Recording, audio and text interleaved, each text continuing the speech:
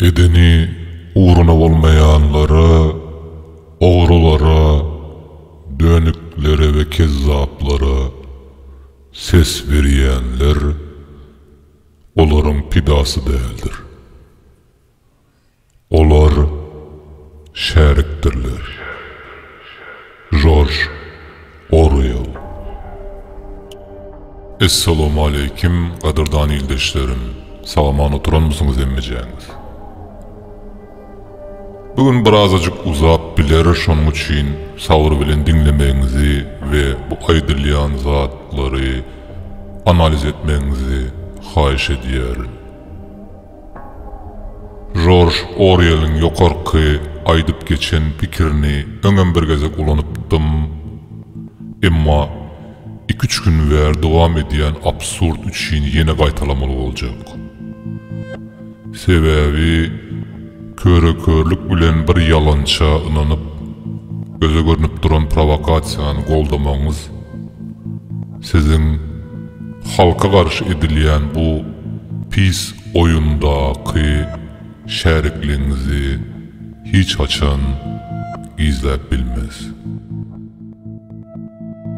12. yanvarda Türkmenistan'da Milli Howpsuzluk Geňeşiniň maslahaty geçirildi. Onda ilkinci gezek Türkmenistan'da adam pidalaryny getiren wakalar agzaldy. Degişli ministerliklere gaty berk görkezmeler verildi. Meni gen kaldırmadık zat, daşary yurtlarda özünü halkın halasgäri, oppozisiýa diýdirjek bolýanlaryň ýollary açyň provokasiýasyna rejimiň beren aýylganç jogaby. Indi migrasiýa gullugy raýatlaryň ýurdun içindäki hereketini de berk gözegçiligi almaly. Ýagny bir adam başka yere gidecek bolsa yerli häkimlikden ruhsat alıp giden yerinde de näçe gün galjagyny aýdyp hasaba durmaly. Bu nämäniň alamaty? Milli Howpsuzluk Komitetine de gözegçilik berkitmek hakkında görkezmeler verildi. Yurdun içinden daşary yurtlardaky terörist, ekstremistlerin täsiri bilen dörep bilecek toparlı yüze çıkarmak tavşırıldı. İnternetin gözegçiligi hasam güçlendirildi. Bu elbette goňşy Gazagystanda ýakynda olan wakalaryň täsirinden sapak alınıp edilýän çäreler bolup biler.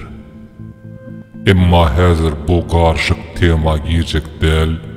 Sebebi Gazagystanda köp senaryalı oyun birden oynaldı. Esası tayak soňunda halkın başında dövüldü. İki at dep şeretdiler gynansak da. Salamu aleyküm yanvarçılar. 15. yanvar test edeceksiniz ha? Türkmen halkı size laboratuwara sıçanymy test eder ýaly. Siz taýin bolmadyk halky köpçülikleýin teste sokjak bolýaňyz ha?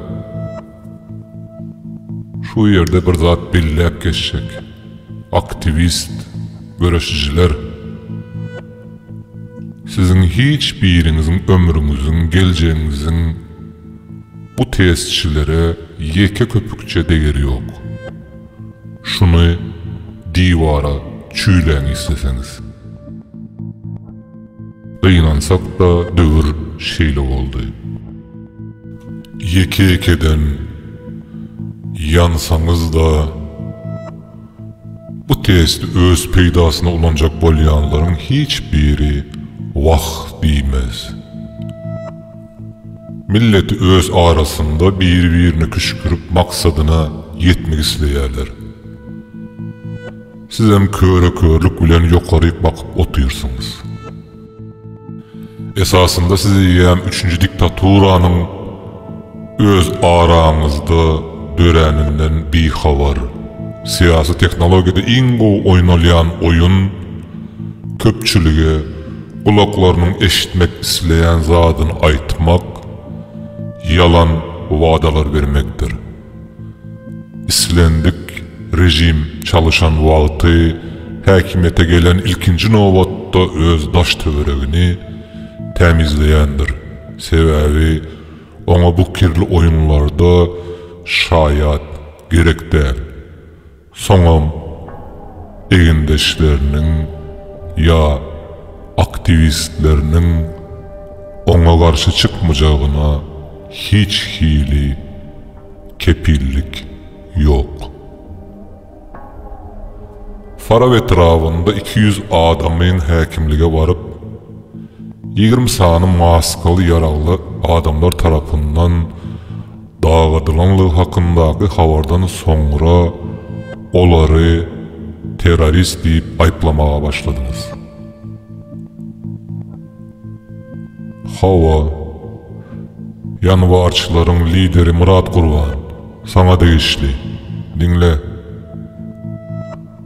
Bu efirden birce gün öň sen harwylary halky goldamaga çağıryp otyrdyňa. Türkmenistanda 800'den 3500 dollara çilli aylık paýlap. Ol maskaly gelen harwylar, eskerler terörist boldymy? Ha? Men göne efirde Timur generala sorag berdim. Eskerler terörist mi? Olar komandirin buyruğundan çıkarmı diýip. Harwylar häzir şol aýylgan rejime gulluk edýär elbetde. Eskerler hem buyrugy ýerine ýetirýärler. Kazakstanda bolan wakalarda halkyň tarapyna geçen polisiýanyň we harwylaryň harwy nişanlary ýyrtylyp ellerinden ýaraglar alındy. Bu nämäniň alamaty? Tarapyna geçse de halk onu goraýjylaryň namusyny, mertebesini depeledi. Bu gödek kemsitme Timur Serker'de düşünýändir elbetde. Çest ofiseri diýilen zat var.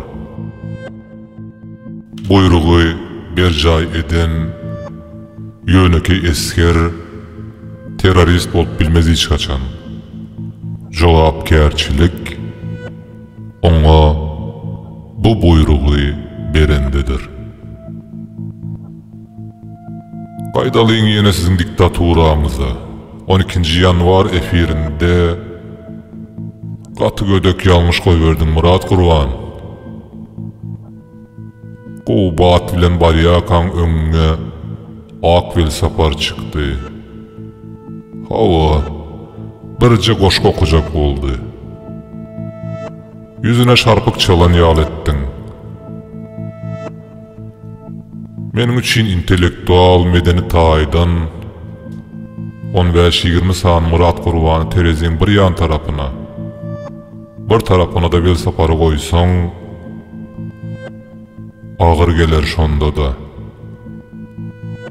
Pikir garaýşym, görüşlerim den gelmeýänem bolsa, bu ýaşula hormatym uly. Näme seni samrap, erte kaýdyp duranyňda hiç kim bölmeli dälmi? Sen bu hereketiň bilen başary ýurtdaky tutuş, inteligensiýa şarpyk çaldyň unutma. Bu ullakan düzeltilmejek minus. Musa Türkmene Musur diýip otyrsyň efirde. Olam soja otyr söz verseler ullakan analitikmen diýip. Hany sizde namus? Haçana çelli yalana kezzapçılığa şäriklik etjeksiniz. Bugün olmasa ertir, üstü açılanda näme diýjeksiniz? Halkyň yüzüne nädip seretjek? Size efirde garşy pikirler soralar, teklipler bolmaly däl ha? Derrew blog edýärsiňiz. Sebäbi size sür gerek. Çopan nire sürse gitmeli, näme diýse çapak çalmaly. Gutlayan soňunda meni de blog etdiňiz. Hawa, bu demokratiýanyň täze biznes görnüşmi ýoksa? Ha? Murat Çopan. Blog edeniňiz, tesbirleri aýranyňyz bilen onu halk görmese de sen özüň we moderator diýilýän goýunlaryň görüp otyra. Menden ýok edip bilen owa. Moderatorlar, siz kimi we nämäni goldap oturandygyňyzy hälim göz ýetiriňiz okmy? Ya berilen wadalar sizin bu yalanlara, kezzapçılıklara gözünüz yumdurýarmy?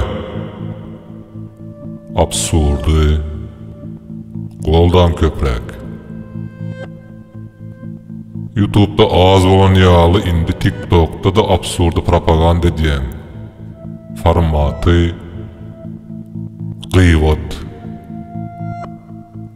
Kazakstanyň prezidenti Nazarbayev diýip samra otyrsyň. Tokayev kim onda? Sen syýasy bilimiň şumy? TikTok moderatoryň ay bölek muňa şaýat. Soňam Tuhbatulyn 140.000 euro pul alýa, ýöne makala çykaryp kagyz doldurup diýdin. Näme hukuk gorajylaram siziň ýaly hökman edin işini reklam edip işlemelimi? Nursultan gelip sen ýalňyş samraýanyňy, töhmet atýanyňy gönemel dälem bolsa ýüzüňe aýtdy. Sen at oynadyp gürrüňi başga ýana sowdun. Ha Çopan? Başgalar diňe sen pikiriňe dogry diýmelimi? Aeroport strategik obyekt ol ýere çykmak dogrymy diýip Nursultanyň beren soragyna näme diýip jogap berdiň? Adamlar bir meýdana, parka toplansa, şol ýerem strategik obyekt diýdiň. Bu akla sığyan zat mı Çopan? Hay bolýa da. Ertir 15-i provokasiya günü. Bu provokasiyalar başa varmaz. Öňünden aýdaýyn. Ýöne köp adamy odatarsyňyz. Ol ýanjaklaram saňa körökörlük bilen çokunýan mankurtlar. Olaryň kelliler baryp daşy degen soň açylar diýip aýdyp biljek däl. Sebäbi sen olaryň beýnisini gowy manipulasiýa edýän. Nadanlygyňyza we jyralygyňyza bir tarapdan gakarym gelse, bir tarapdan canım ýanýar. Netijede barymyz türkmen. Türkmeni Allah gorusun.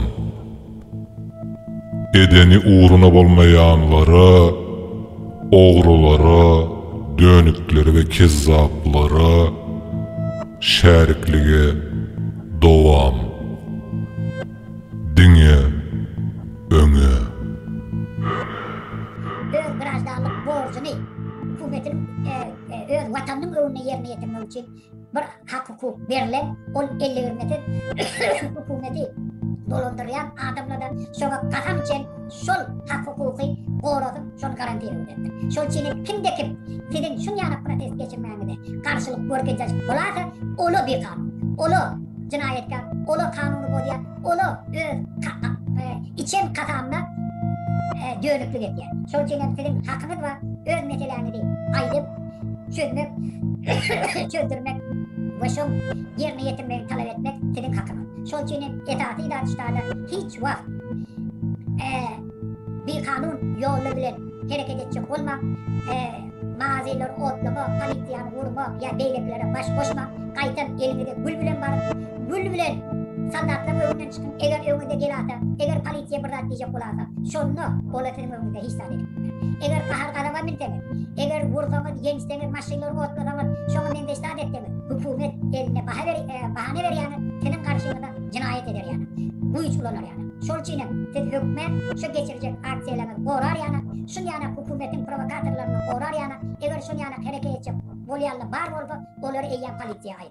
Ve dine kanun etatında parahatçılıklı öz hak hukukunu talep edip koça çıkıyor. Şol için ben şol etatında öz hareketimizi başlayan Türkmenistan'ın içinde. Musa, yine size bir soru var. Yalnızca men konstitusiyanı okak geçtiğinde 3-4 bölüm maddelerini şu yerde Türkmenistan'ın yani konstitusiyanın esasında biz onun yaşına çıkıp öz haklarımızı uğraştıracak ve hükümü de duydurup bilecek olacağız. Yani bilip bileceğiz, şu kanunu bozuyoruz deyip.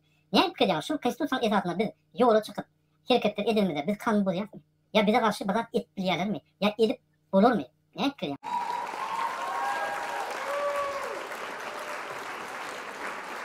O konstitusiya demek aslında nereden gelip çıkıyor? Allah Teala iki cihanda da Allah ne adamzat bağıtlı olmak için verilen. Ondan sonra yavaştan sonra onları düzleştirip halkara kanunları değiştiriyorlar. Gavat getirip hem devletlerde şu konstitusiya göre ya. Şu konstitusiya kanunu olsa adamlar talep edip biliyorlar. Hiç 15. yanvarda halk öz kanunu, öz haklarını talep etmekle konstitusiyada berkedilen ve hiç ile bu yerde düzgün bozmak ya kanun bozmak yok. Gaytam şol yollar yapıp ya adamları önüne geçmekle kanunu bozmakla hesaplanıyor. А что, так можно было, что ли?